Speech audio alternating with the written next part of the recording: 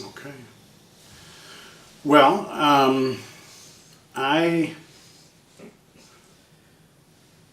for the last, well, not that it's no longer the last 6 years, but from 2011 through 2017, I battled severe chronic pain. I'm still battling it, but I'm battling it now in a different way. Um, I had surgery in 2011 to a resection of my colon because of severe diverticulitis, and was on pain drugs and all of that after the surgery. The surgery went well. The recovery was a little long and difficult, but seemed to be going well. I had been working as a journalist for a newspaper here in town for about 6, 7 years at that time. It had become sort of a difficult, toxic environment, and plus for health reasons, it was difficult going through the surgery and the recovery. So I ended up quitting that job and I had started on the side for a while, been doing family stories, videos for families and nonprofits, and started doing that. And about a year after the surgery, in April of 2012, I got hit with this incredible pain in my abdomen. Pain that I'd never felt before, and it wouldn't go away. It just wouldn't go away, no matter what I did. Put me in the hospital the first time it happened. It was funny because my wife and Julie and I had been. It was a Saturday. We'd had a really nice day. It was mid-April of 2012, and we'd been out with friends. We'd seen a movie. Just a really really nice day. And we were watching Saturday Night Live. It was 10:30, 11 o'clock. And all of a sudden this pain hit that was just incredible. And rolling spasms of pain that would not stop. And over the next, over the coming months after that, nothing worked. The daily pain was at a high level, and the really bad pain kept coming back every 3, 4, 5 days. I'd have these attacks, and I just never dealt with anything like it. I had a significant amount of physical pain in my life. I'd hurt my knee when I was a little kid, sports injury, and 5 surgeries, and actually have a fake knee that happened in 2006. Got a knee replacement. So, I knew what pain was. I was very familiar with it.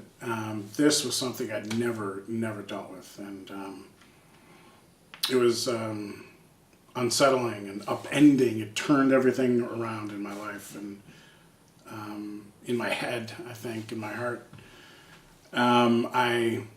I couldn't get rid of it. I kept trying everything, and nothing worked. And I had, because of my knee problems, Peter, I had done a lot of alternative therapies through the years. I was in therapy itself, talk therapy with a psychologist. Here I'd been in therapy in Chicago for a long time. But I had done massage, I had done electrical stimulation, I had done nutritional work. I had done all, the Alexander technique. I had done all these different things. And they helped at some points with my leg. They really helped a lot. But I started trying some of those things with my gut after that got really bad, and it just wouldn't work. Nothing worked. The pain kept coming back, just rolling back in like, thunder. And so I kept looking for the pain. What I've learned now is probably a mistake. I was focusing on the pain generator, trying to find out the cause of the pain. What was causing it? What was the physical cause of this pain? And I couldn't find it. And I kept being told there was no physical cause, And when I say physical cause, I'm talking about sort of the Cartesian model of pain, that there's tissue damage somewhere in your body. The tissue damage sends signals to your peripheral nervous system, which then sends pain signals to your brain, and you feel the pain. That's sort of the accepted model of pain. Except there are many instances, including mine, where there is no way to identify a pain generator, a damaged tissue, in the area of damaged tissue. And even though, I had a diverticulitis and I had surgery, I had a physical problem. But there was really no explanation for this severe pain. But I kept looking for it, and I kept going from doctor to doctor, different types of doctors. I had, they looked into the hip, they looked into the legs, they looked into the brain, they looked into everything. And I went to Mayo, I went everywhere. It sort of felt like, for Julie and me, it sort of felt like that was our life, was trying to figure out this pain and how to get rid of it, how to beat it, how to overcome it, how to beat it into submission. And nothing worked. And I ended up at a pain clinic, an interventional pain clinic around here. And, they did what they do, which is interventions, nerve blocks and stimulators and pills and all this. And, it just kept failing. The pain kept rolling back in. And meanwhile, I was on opioids. I was on pills all that time. Oxycontin, hydrocodone, and Percocet, all those things, sort of a revolving door of opioids. And they made me feel like crap, and I didn't like it. But they helped with the pain. They didn't get rid of it, but they seemed to help with the pain some. But they made me feel like crap, and that was driving me nuts.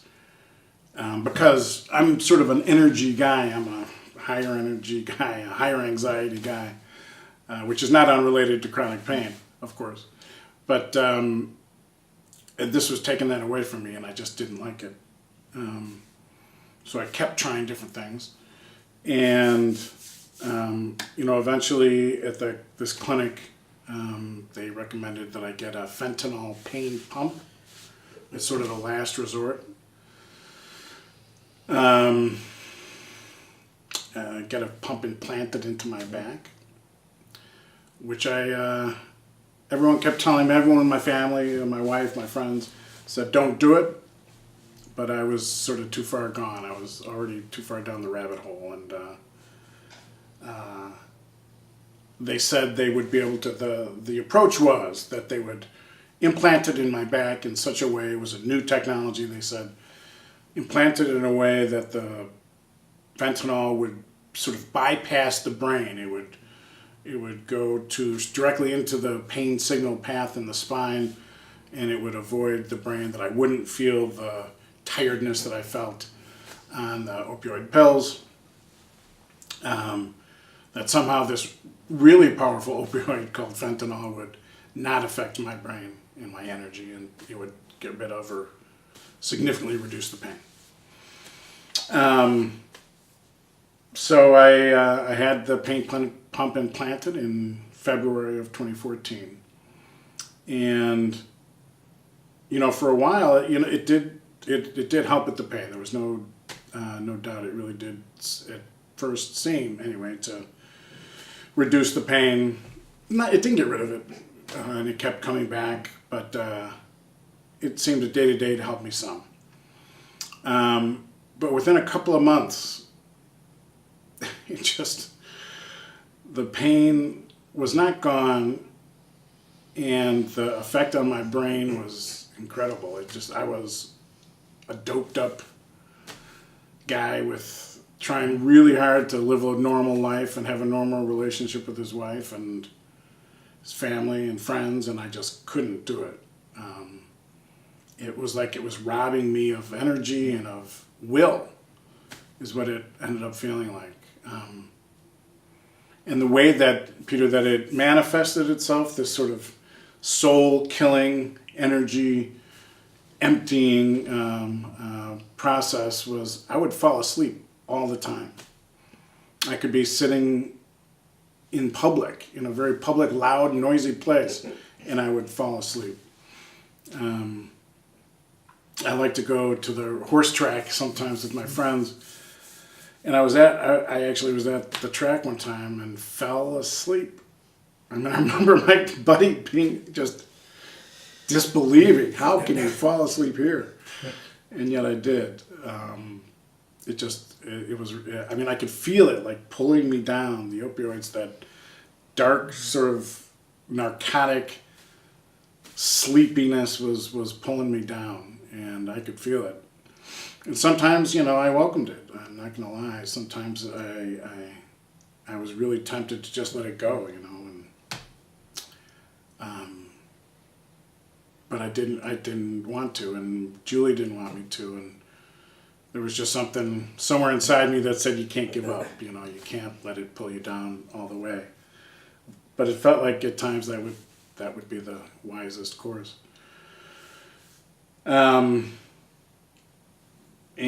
so in 2016, I started really thinking about trying to get off the drugs, really trying to find a different way. That I sort of got to a point, Peter, where I didn't have any other options. It was either exit a stage left or not, and it wasn't time for me to go, I guess, because I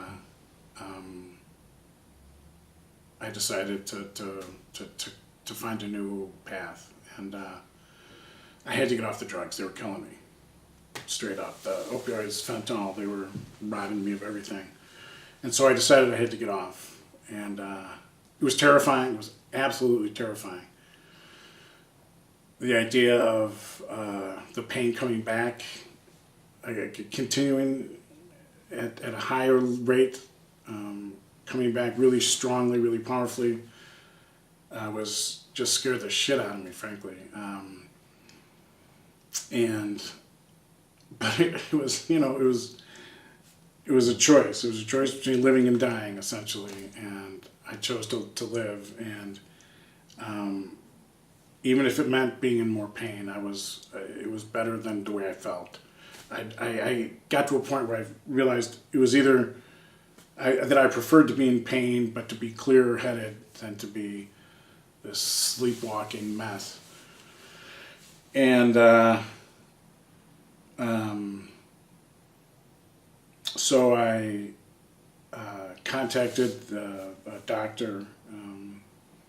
My therapist actually helped me do this, as did an aunt of my wife's who had gone through a program at the Courage Center and knew Dr. Matt Monsine.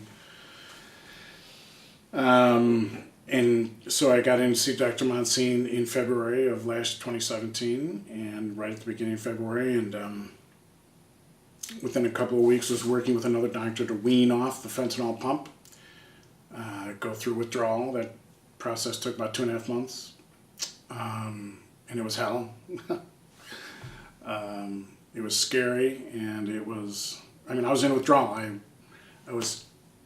had the chills incredibly badly all the time. I mean, I was walking around. We had moved into here in the fall of 2016, and I was walking around in sweaters and hats and just shaking all the time.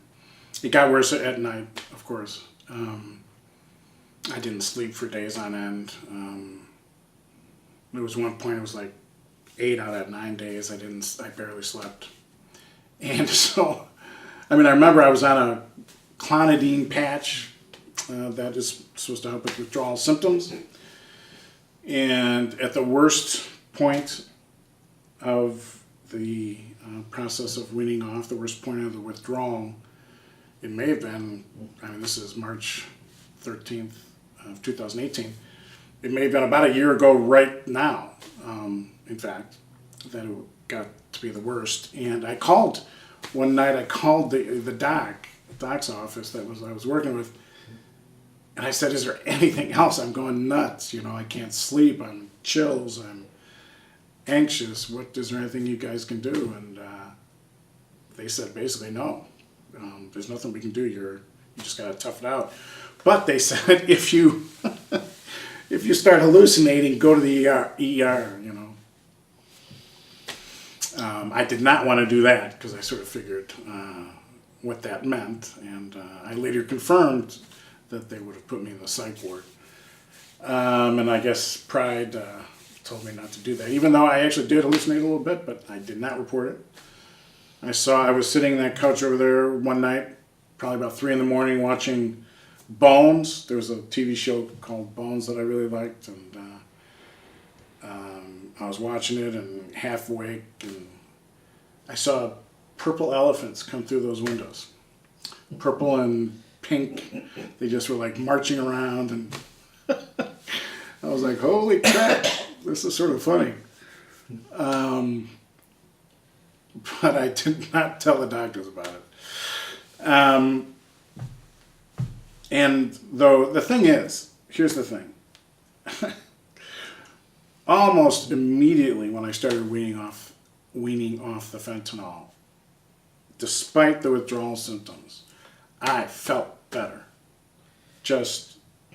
I felt a little bit of energy, just a little spark of energy that hadn't been there, and that was enough. That was what I needed. It was like a lifeline, and I could feel it, and my body gave that to me, and said it made me feel this is the right path, that you're going to be okay. And it wasn't much. It was just a little bit, but I felt it, and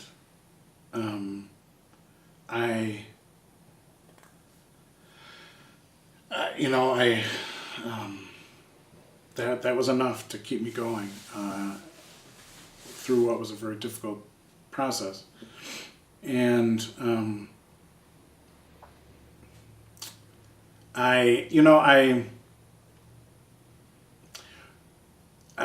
it's sort of hard to explain in some ways. The moment I started the weaning process where they were cutting down the amount of fentanyl, I just felt better, and that sustained me. And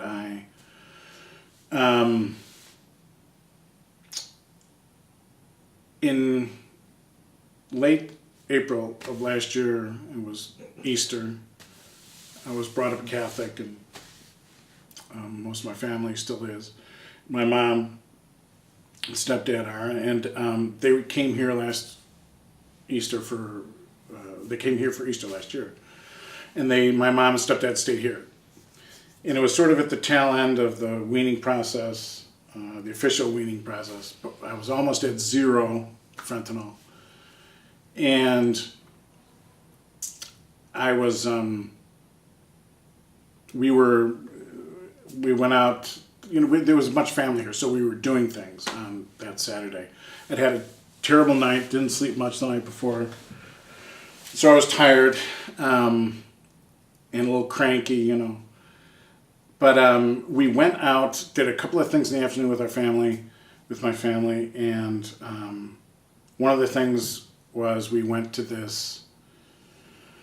It's an indoor sort of park that has indoor miniature golf, and it's in an old manufacturing plant. It's got games and all this stuff. I forget the name of it now, but it's in St. Paul here, and we were all there, and my stepfather was with us, and he's got Alzheimer's.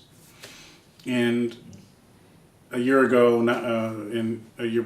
he was still doing okay, but he was definitely affected pretty badly. And one of the things that had happened to him and has since gotten worse is that he slowed down his steps. He would shuffle. He started shuffling. And I guess that is part of the disease. You sort of almost forget how to walk in some ways. And so you become much more careful. And so he slowed down. He's very slow moving. And we were in this crowd. It was a Saturday afternoon. And he was moving really slowly. And we were going to get some food. And we were in line, or heading toward the line, I should say. We weren't quite in line yet. And there was a guy behind us, a guy and his daughter. and he started getting angry because my stepdad was really slow and stopped a couple times, and this guy was getting pissed, and he just sort of brushed right by us, almost knocked into my stepfather. And I got mad. And this was a point where I knew I was coming back to life. I got mad, but I got mad in a way that I had never gotten mad before. I mean, nothing happened, but in my mind, in my heart, I wanted to hit this guy. I wanted to grab him by the neck and hit him because of his rudeness to my stepfather.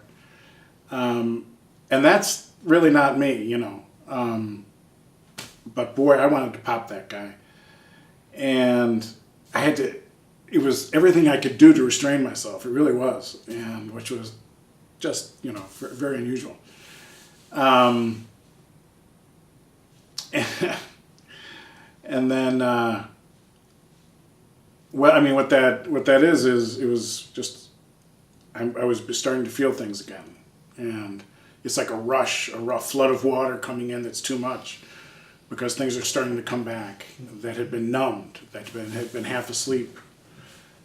This sort of feeling and emotion that I hadn't experienced in a while, and it was overwhelming, you know. And thankfully, I was able to restrain myself and not pop the guy. But I was like, oh my God, something's going on. You know, this is weird. That was because it was so powerful. This urge.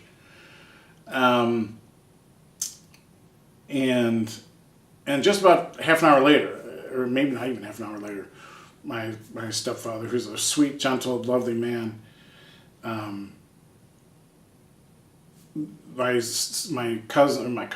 nephews, there were a couple nephews who were playing this game. It was a pinball type game.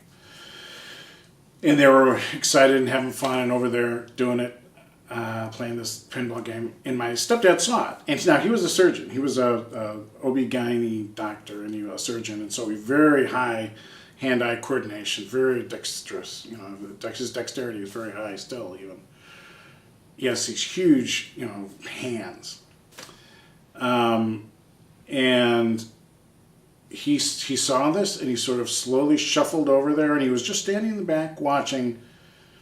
And at a certain point, one of my nephews noticed and said, "Oh, Grandpa, do you want to do this?" And you know, he was still at the point in the Alzheimer's where he had some functioning and some awareness of things, and he said, "Sure, I'd love to." And Peter, he got up there and he just kicked ass, man. He was so good. He got up on this game and he did better than the boys. He was just killing it, and he was enjoying it. He was thrilled. I stood there watching, and he just was thrilled that he was still able to do this. You know, in the midst of losing so much, he had this still, and he was feet were dancing. And I stood there watching this, and I just started crying. And again, I'm not someone who's going to cry in public. It was just this overwhelming emotion just flooding over me. And I mean, it was all I could do, you know, from just babbling like a little baby, you know, like crying like a little child, because I was just so moved by this scene. And again, those two incidents happening told me good things are happening, that I'm coming back. And a few weeks later, I did enter this 3-week inpatient program at Courage Kenny in Golden Valley, and continued the process of learning how to live with pain in a different way, a more healthful way, and more productive way. And the strategies I learned there, and some of the breathing techniques and relaxation techniques, and just learning about what pain is and what it's not, and what these opioids do and what they don't do, and was just fascinating. And I loved it. I absolutely loved it. Got a lot out of it. and I still do the techniques that I learned in the program. I do this breathing, this sort of different way to breathe. They taught me a different way to breathe, oddly enough. Diaphragmatic breathing, which I'd never really done, apparently. And I do it now all the time. And if I feel some stress or anxiety coming on, I just breathe. I stop, I breathe, and I can feel things loosening up or staying loose. And it helps with the pain. You know, the pain, Peter, isn't gone. It's still here. It's still there. But it is different. And I am different the way I handle it. It's not a 5-alarm fire every time I get bad pain, which it always was before, which just creates this tornado effect that makes the pain worse, you know. And I don't do that anymore. I am calmer, and I'm more connected to myself and my body and the pain. And I don't look at pain any longer as something that I have to kill, you know, that I have to conquer, that I have to beat into submission. That is the wrong approach. It was the wrong approach for me. It's the wrong approach for so many people. And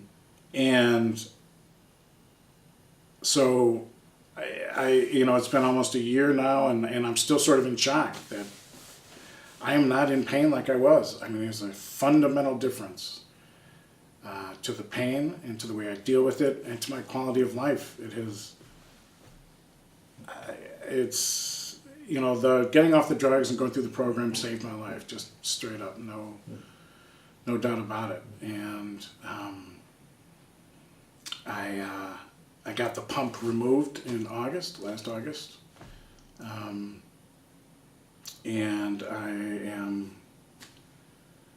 you know, and I'm still in the official recovery period, but I'm doing better and better. And my wife will occasionally, Julie will touch where the pump was, because you could feel where it was in my back, and she'll just say, it's all you. There's no pump. It's all you. And she's thrilled. And it's, we can talk more if you'd like about, because for me it really, this encounter with pain is really my story, and it's in so many ways connected to who I am and who I've been and what I've been through, that it is a whole story, and it really is sort of the story of my life in a way, good and bad, you know, who I am and what I am, and why I ran into pain like this, and the way I dealt with it and didn't deal with it, and the way I'm dealing with it now. It's all part of the same story, and that's what I'm working on.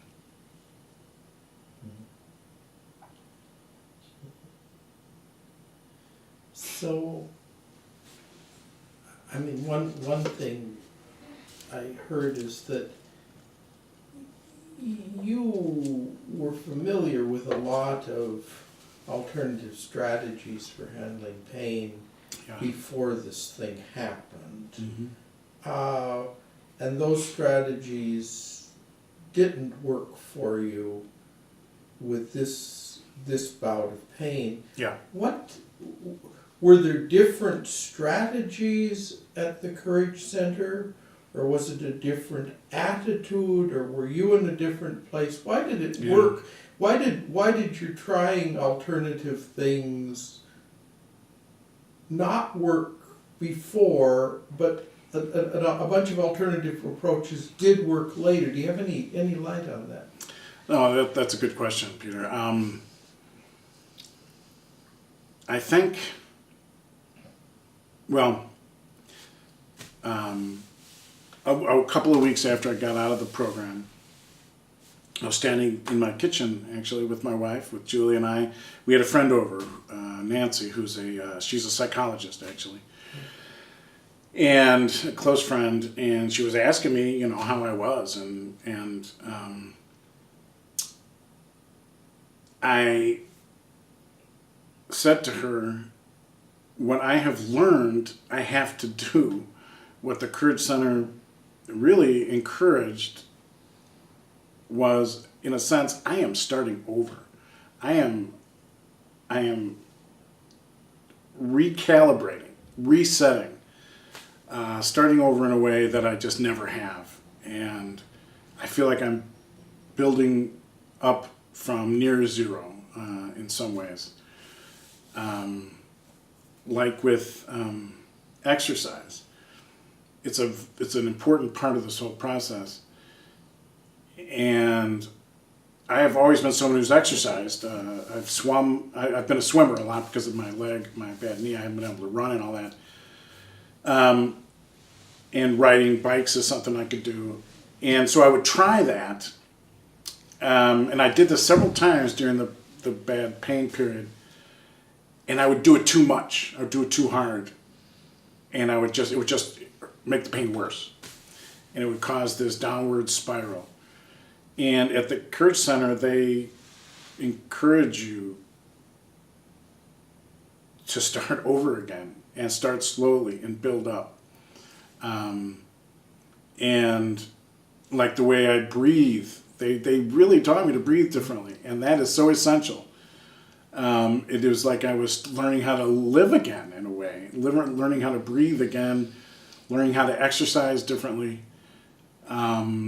Learning how to, down-regulate. They talk a lot about down-regulating the central nervous system, because their model their understanding of what pain is not the Cartesian model of tissue damage sending pain signals to the brain.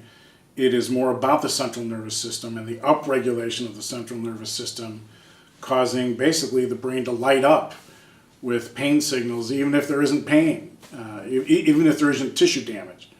That it's real pain, and it's you can't tie it necessarily to tissue damage, which is not to say that tissue damage doesn't cause pain, because it does, but that pain is more the result of the central nervous system, the neural matrix of the body, and it's an essential difference.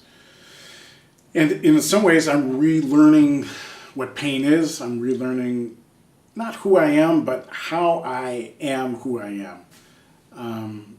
I've had issues with anxiety, more so than depression, and always a high anxiety. And I've been learning to redo it, to find ways to not be so anxious, to bring it down. For those of us who have chronic pain, we tend to be people whose anxiety is at 7 or 8, when the normal person is at 4 or 5. So it doesn't take much to push us over the top, right? To push us at 10 and above, which is closely implicated in causing pain. Anxiety is.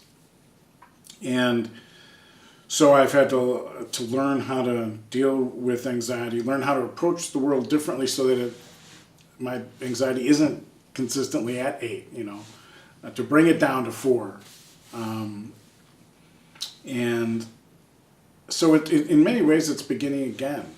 It's learning things differently at a very essential level. That even though through the years with my leg pain and all this, some of the alternative strategies that I explored they definitely helped, but there was never this essential resetting.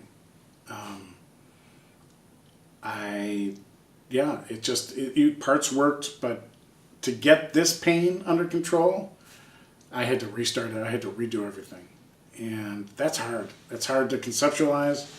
It's hard to do. For people, I think for people in general, that kind of essential change is hard. But when you get to the point I was at, where you feel you have no choice, I got to do this or I'm done. I had to get to the bottom. Alcoholics in AA talk about hitting bottom, and I had to hit bottom. There's a lot of similarities between what I've been through and between what people who have chronic pain like I do, and have to learn to live with their pain without drugs, it's very similar in a lot of ways to what alcoholics go through or other addicts. And I had to hit bottom, and as many of us do before we really start to get better. And I mean, I've talked to probably a dozen people in my situation of severe chronic pain who are now doing better, and it's the same story, you know. We were at bottom. We couldn't do anything else. It was either die or live, and you know, we chose to live, and we're choosing to live, and it's an intentional thing every day. And it really is it's a beginning again, and it's a powerful process. It's a wild ride, I gotta tell you. But it feels worth it. Now, I may not understand the situation of alcoholics very well, because I don't have very many in my family.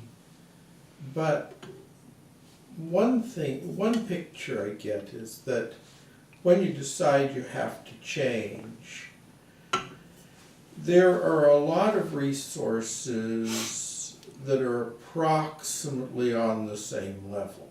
Mm-hmm.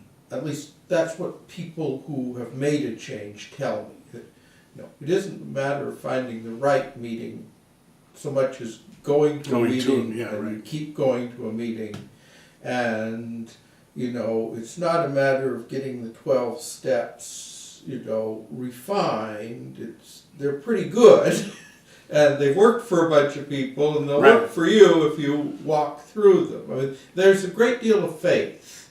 And there's a faith that sort of salvation is almost within reach if you just reach out for it. Now, the picture I'm getting from you, and it may be a totally wrong one, which is why I want to ask about it, is that when you reached bottom, there was the Courage Center with some very special expertise in how to redo basic processes. There may not have been 2 of those in Minnesota necessarily. So for pain, it sounds like it's not just a matter of you need to decide to change, but then you've got to hit the right resource and not its first cousin. Is that right? Am I getting that right? That's another insightful question, Peter.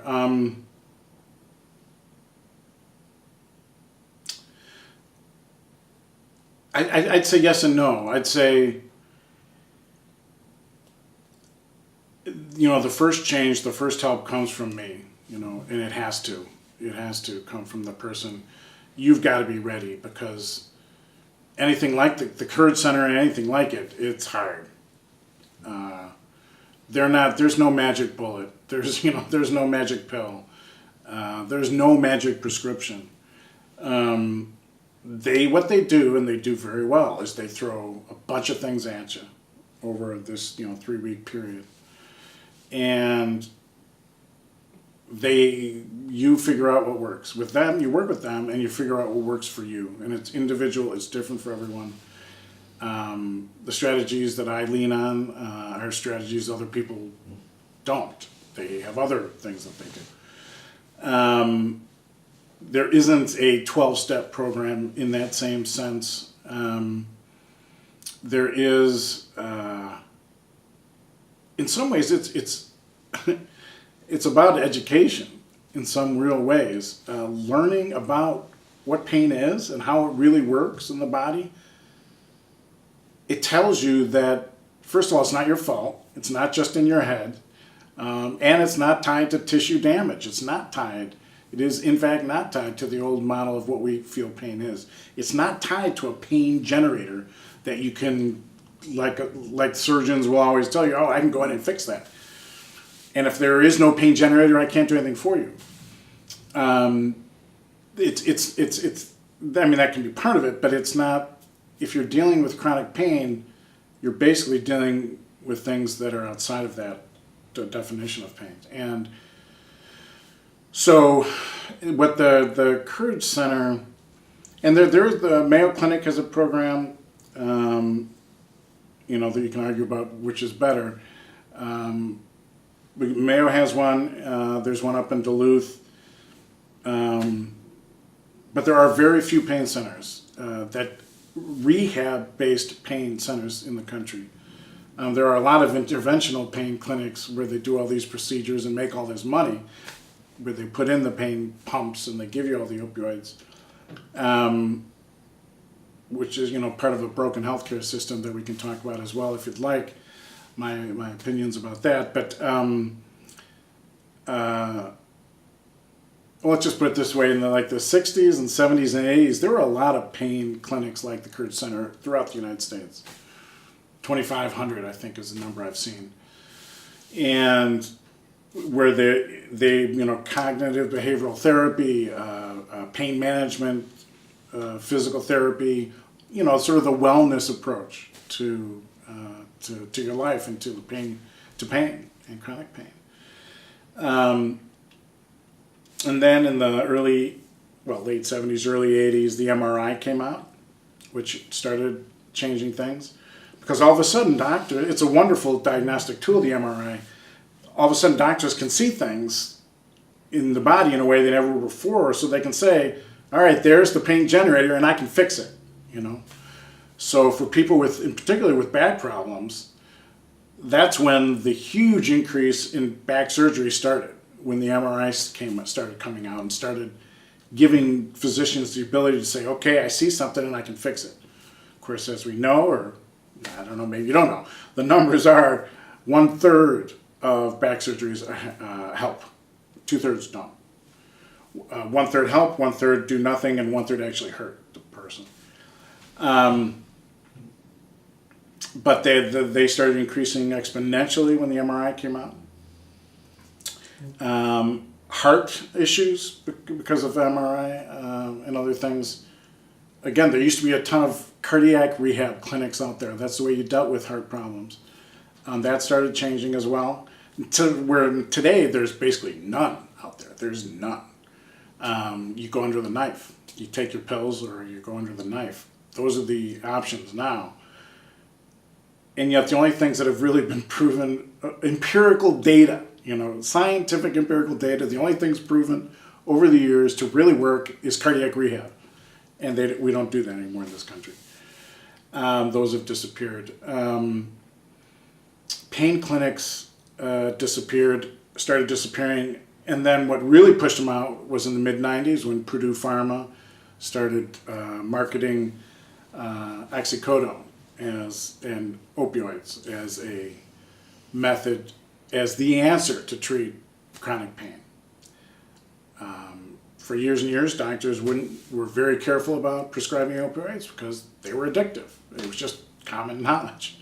They were addictive and they weren't going to help people with chronic pain. That was the attitude for years and years. And then in the mid-90s, that started changing because of the advertising on TV and Purdue Pharma putting billions of dollars into the marketing of opioids. And they're not the only ones, but they started it. It's the Sackler family that has gained sort of notoriety in the last 6 months. They've made billions off of it. So in the mid-90s,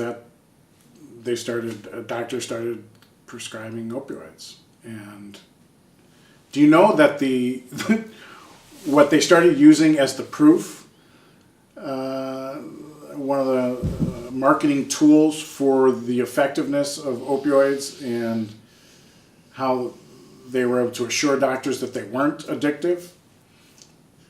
So much of this campaign, this very effective campaign about the effectiveness of opioids and how they're not addictive, rests on one line in a note, in a letter to the editor, written in 1980, letter to the editor of the New England Journal of Medicine, where a couple of docs at a Boston hospital observed. It wasn't a study.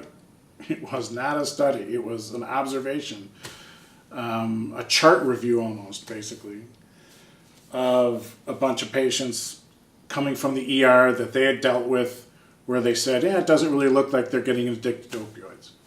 That became the centerpiece of a campaign, and it became, a major study from the New England Journal of Medicine says opioids are not addictive, which was a lie. It just was a total lie. And it was based, but there was a letter to the editor in 1980 from these two guys, Porter and Jick, and even they later said, that's not what we said, but that's what it became.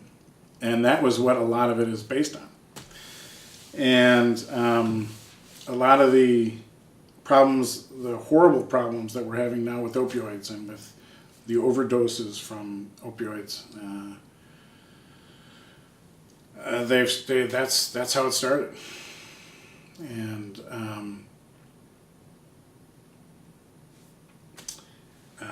I can say with great confidence that if I had that a really strong addictive gene, which I don't have, but if I did, I'd be dead. Given what I've been through and the opioids I was on for all that time, I would have at some point, I'm sure I would have gone through the progression that people who have that gene do, and you end up dead. Yeah, I've seen that. Yeah. Well, I mean, you ran into these different ways of living as an adult when you had a crisis. Mm-hmm.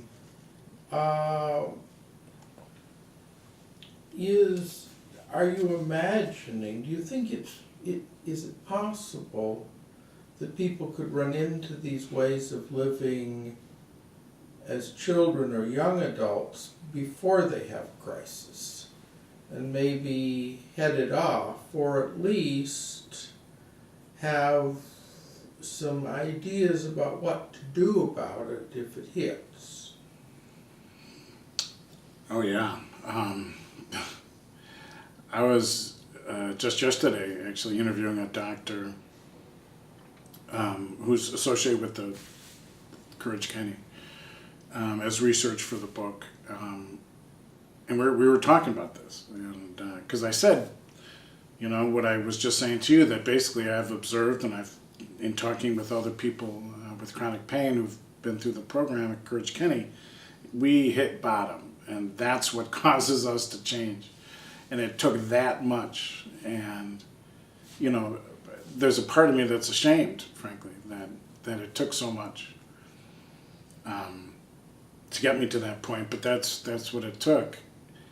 And he just, it was Dr. Murray McAllister, he's the clinical director of the pain program at Courage Kenny, and he said, yeah, that is what it takes, but what if we had a system where it didn't take that? It didn't take hitting bottom. It didn't take that crisis, that desperation to change. What if we had a system where from the time you were a little kid, you start learning different ways of dealing with pain? Because we all have pain. Everyone's going to have pain.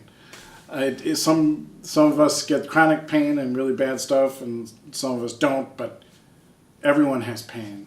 And instead of having home ec, you should have body ec maybe, learn about the body, learn about pain ec maybe, Peter.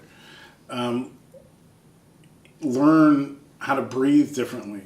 What's the right way to breathe? What's the right way to regulate anxiety, instead of relying on pills or booze or drugs, to try to deal with, to self-medicate.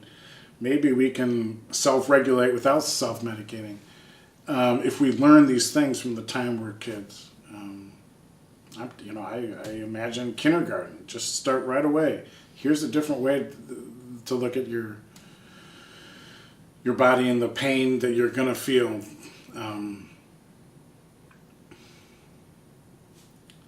What do we do when a little kid falls down and scrapes their knee, right? We put a Band-Aid on it, which is telling them that we're taking it seriously and we're taking corrective action. But we also say it's okay, it's all right. This is not bad, because to a little kid, it's the worst thing in the world. It's crisis time. I'm bleeding and I'm dying. You go from 0 to 60. But the adult says no. They take the kid and they hug him. They say, no, you're okay. Put a Band-Aid on it. And then they give them a ball or give them a doll or whatever it takes to redirect them away from the pain. And 5 minutes later, the kid forgot they skinned their knee. That's not different from the way we should all deal with pain, even if it's bad pain. It's the same basic principles, Address it, divert from it, feel love,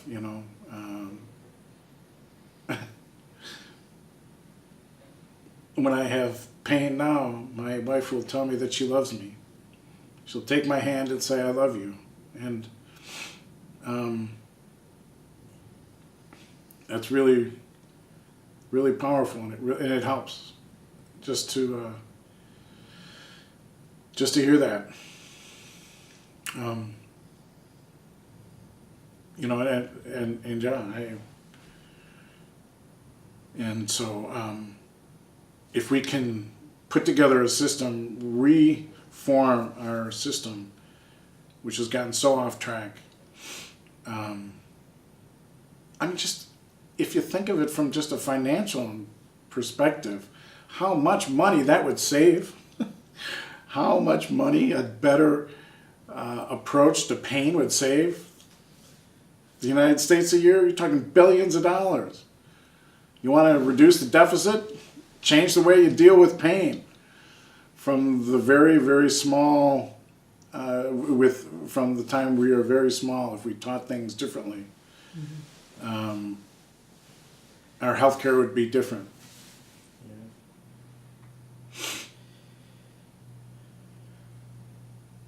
Well, we get these two messages, and I watched it with my mother.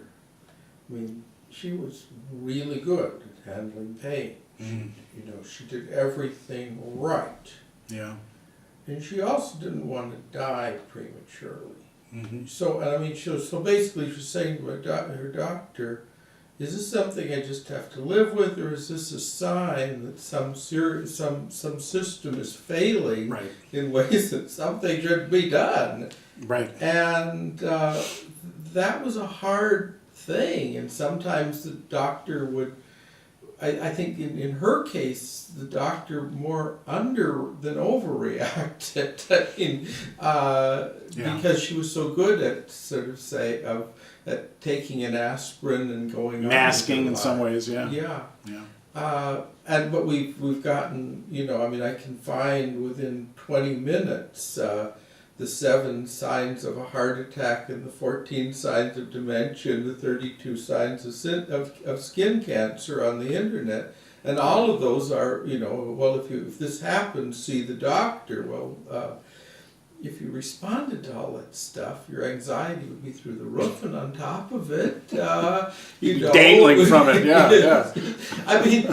So it's right. We have all of this information about what this could be a sign of, that says take it seriously in just the way that isn't helpful if you're going to try to live with it. Right. No. Yeah. Totally. I don't know how to balance those two messages. Although I guess medicine has learned to balance them, in the sense that they've started to find things like yearly physicals to be pretty much useless. Yeah. You don't look for stuff; it'll come find you. Well, isn't there that, I was just talking with somebody the other day about, didn't like a 12-year-old kid come up with a really simple test to find to determine the presence of a tumor in someone's body, and it costs like $1. And of course, our healthcare system being based on money and the making of money, they haven't adopted the dollar test that would be so useful. But there are ways to deal with our healthcare that are essentially different from many of the things we're doing now, for sure, Peter. Yeah. So It's not. I mean, it's simple in some ways, right? It's not that complicated. I mean, it's complicated, but it's simple in ways that we don't acknowledge. So just to give the people an idea, what does it take in a day? I mean, how much of the stuff that you do in a day is in some ways stuff you wouldn't have thought of doing before this incident happened, and stuff that really is kind of directed at keeping pain under control or keeping the right relationship with it, sort of. Yeah. Good question. Well, one of the things, I mentioned that I started feeling better the moment I started weaning off the fentanyl. One of the things that contributed back then to that feeling a little bit better, and for sure continues to help, is that I sleep better. And I think I sleep better than I have in a long, long time. And I think that is about getting my nervous system under control, down regulating the central nervous system so that I'm not at that high buzzing, sort of level. Because for years, I mean, when I was on the opioids, I slept horribly. Which sort of translated, I mean, I couldn't sleep for more than a couple hours, and that just translated to me staying in bed for a long time. Because sometimes I was so tired I couldn't move. But the moment I started the weaning process, it got better. My sleep improved. So I think sleeping better, focusing on ways to sleep better, and there are many ways of doing that. To me, it really does seem to be related to breathing differently, and to I do this a lot in my head and with my hands. Just calm down, just keep it simple, keep it slower.